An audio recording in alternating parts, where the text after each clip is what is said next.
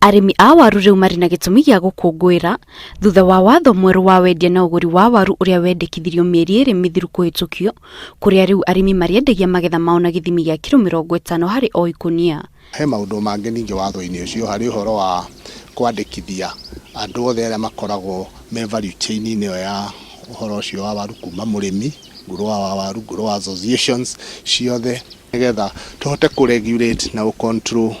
activity irathii nigetha biacara ino ya waru iko ina faida hari murimi na nigetha arimi mahote kurima nginya waru nyingi makiria nigetha mahote kuhe bururi uyu irio. Kuringana na Minister wa urimi kaunti-ini ya Nyandarua James Karitu, arimi makoretwo magithi hathara nene kuna matikoretwo makiamukira mbeca ciganire waru uria marendia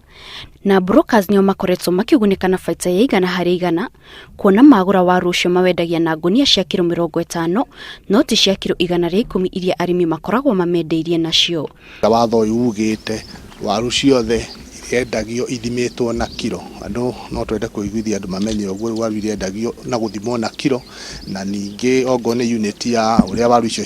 cibangitwo ndigakiri ikunia ria kilo 50. Karitu augite waru uria ugethagwo kaunti-ini ya Nyandarua ni gicunje kia 30 hari igana kia waru wothe guku bururi-ini na koguo kaunti onio iri na arimi aingi aria makoretwo magithi hathara na aria makunyitikana makiagarara watho uyu mweru ni magutacukirio makinya mahiu ma kiwatho. Kaunti itu ya Nyandarua twamwe ni kaunti iri rutaga waru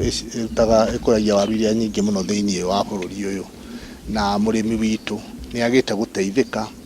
ni undu uria waru ikoretwo ikiendio na makonia maria manene muraigua makinyite nginya kilo 150 rikaguragwo ta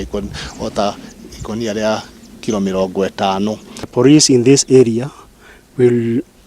are all here so that we can cooperate with the county government so that the implementation of these regulations are done in a proper manner.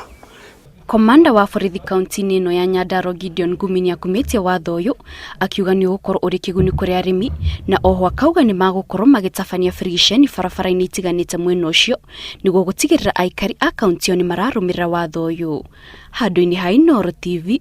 Jitao Kate Muthoni.